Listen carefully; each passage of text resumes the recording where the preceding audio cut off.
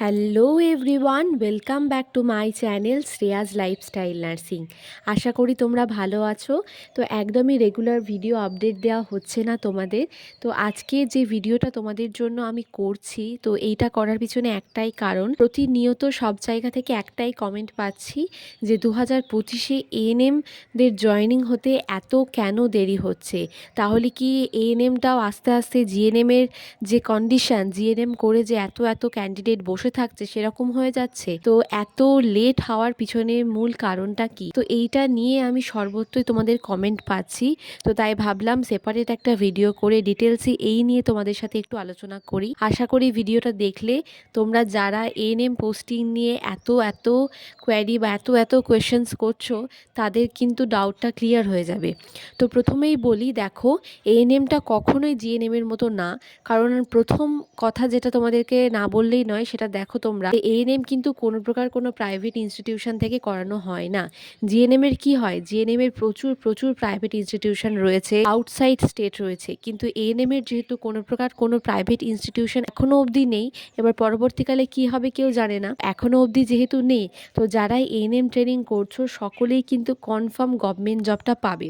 তো এবার তোমাদেরকে বলি যে 2025-এ এতটা লেট হওয়ার পিছনে মূল কারণটা কি। তোমাদেরকে আগে বলি যে তোমরা যারা 2025-এ এনএম কমপ্লিট করে বসে রয়েছো, তারা অনেকেই এই জিনিসটার সাথে তুলনা করছো যে 2024-এ এত তাড়াতাড়ি জয়নিংটা হয়ে গেল, তাহলে 2025-এ কেন এত তাড়াতাড়ি জয়নিংটা হচ্ছে না।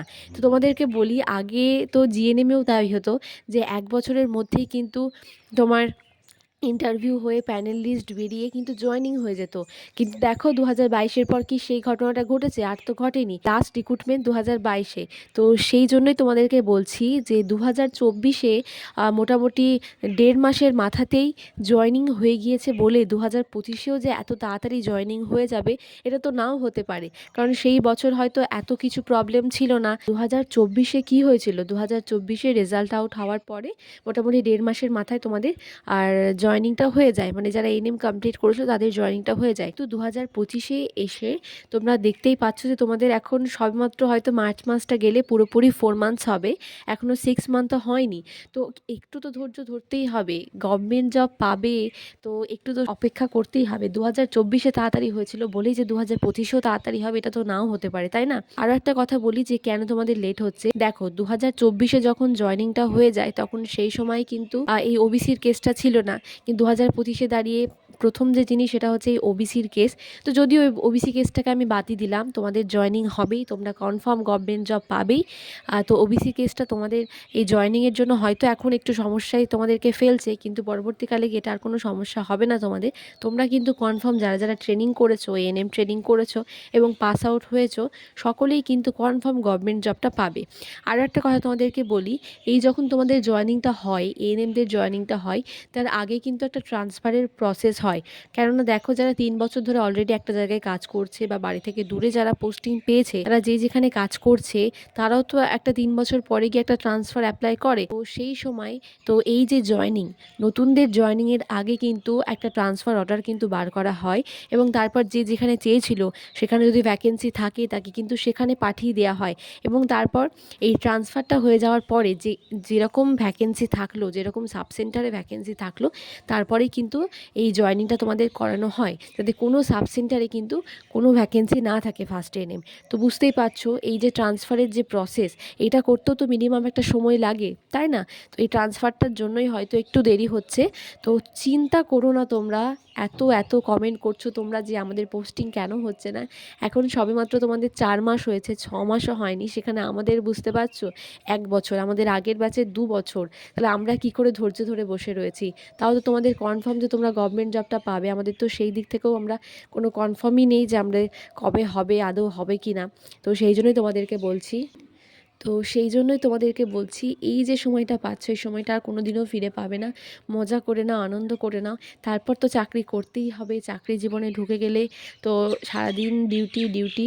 সে অবশ্যই সেটা একটা আলাদা লাইফ, সেটাও একটা আলাদা মজা, নিজের পায়ে দাঁড়ানোর মজাটা আলাদা, নিজের পায়ে দাঁড়ানোর আনন্দটাই আলাদা। তো সেটা অবশ্যই আলাদা একটা জিনিস, কিন্তু এই সময়টা তো আর ফিরে পাবে না। তো জয়েনিং তো একদিন হবেই, ট্রেনিং করেছো, জব তো একদিন পাবেই, কনফার্ম জব পাবেই। তো চিন্তা করো না। আর যারা এত এত কমেন্ট করছো যে পোস্টিং কবে হবে, পোস্টিং কবে হবে, তাদেরকে বলি চিন্তা করো না, খুব শীঘ্রই কিন্তু তোমাদের পোস্টিংটা হয়ে যাবে। আর আশা করি আজকে যে কথাগুলো বললাম আর যারা যে কমেন্টগুলো করছিলে তাদের উত্তরটা পেয়ে গিয়েছো যে কেন এত দেরি হচ্ছে পোস্টিংয়ে। তো আমার মনে হয় যতদূর যে পোস্টিংয়ে দেরি হওয়ার পিছনে একটাই কারণ, এই ওবিসি কেসটা যেহেতু 2025-এ রয়েছে, এটার জন্য একটু তোমাদের লেট হচ্ছে। প্লাস এই ট্রান্সফারের যে প্রসেস, এটাতেও কিন্তু প্রচুর লেট হয়। তো যেহেতু একটা জায়গা থেকে আরেকটা জায়গায় ট্রান্সফার হবে, তো একজন তো না, অনেকেই হয়তো ট্রান্সফার হবে। তো সেই জায়গাতে আবার কীরকম কী ভ্যাকেন্সি থাকলো, তারপরে হয়তো তোমাদের যে প্যানেলে সেটা বার করা হবে, তোমাদেরকে হয়তো সেই জায়গায় পোস্টিং দেওয়া হবে। তো সেই জন্যই বলছি।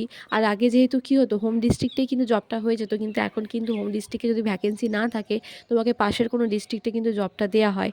তো সেই জন্যই বলছি যে হয়তো তার জন্য এতটা লেট হচ্ছে। তো চিন্তা করো না, আশা করি খুব তাড়াতাড়ি পোস্টিং পেয়ে যাবে তোমরা।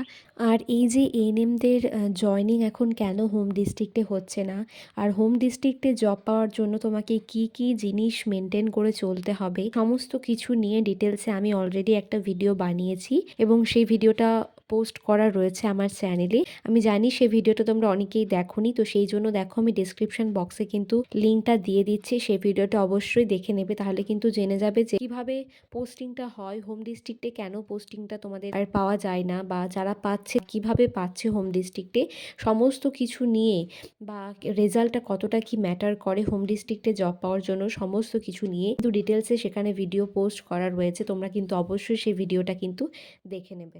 এই সময়টা পাচ্ছ, এই সময়টা কিন্তু খুব ভালোভাবে এনজয় করো। তো ভিডিওটা কেমন লাগলো সেটা কমেন্টে জানিও। আর পারলে তোমার বন্ধু বান্ধবী যারা এএনএম ট্রেনিং করছে বা পাস আউট হয়ে বসে রয়েছে, তাদের মধ্যে প্রচুর শেয়ার করে দিও। তো আমি খুব শীঘ্রই আমার চ্যানেলে ফার্স্ট আমার লাইভ ভিডিও পোস্ট করতে চলেছি। তো সেখানে তোমাদের যা যা জানার রয়েছে বা তোমাদের যা যা কোয়ারি রয়েছে, তোমরা সেখানে আমাকে জিজ্ঞাসা করতে পারো। এএনএম জিএনএম রিলেটেড বা আদার্স পোস্ট বেসিক বিএসসি বা যা যা তোমাদের জানার রয়েছে সেখানে, সেগুলো তোমরা আমাকে কমেন্ট করতে পারো। আমি চেষ্টা করব যেগুলো আমার জানা রয়েছে আমি অবশ্যই তোমাদের রিপ্লাই দেবো। লাইভের ডেট এবং টাইম আমি খুব শীঘ্রই তোমাদের বলে দেবো, আর কবে লাইভে আসছি সেটাও তোমাদেরকে বলে দেবো। তোমরা কিন্তু আমার চ্যানেলের সঙ্গে অবশ্যই যুক্ত থেকো। সবাই সুস্থ থেকো, ভালো থেকো, সাবধানে থেকো। আর নেক্সট কোন টপিকের ওপর ভিডিও চাও সেটাও আমাকে কমেন্টে জানিও। আর যারা এখনও আমার চ্যানেলটিকে সাবস্ক্রাইব করোনি, আমার চ্যানেলে নতুন, সাবস্ক্রাইব করে আমার চ্যানেলের পাশে থেকো। খুব শীঘ্রই দেখা হবে তোমাদের সাথে পরের কোনো ভিডিওতে। টাটা।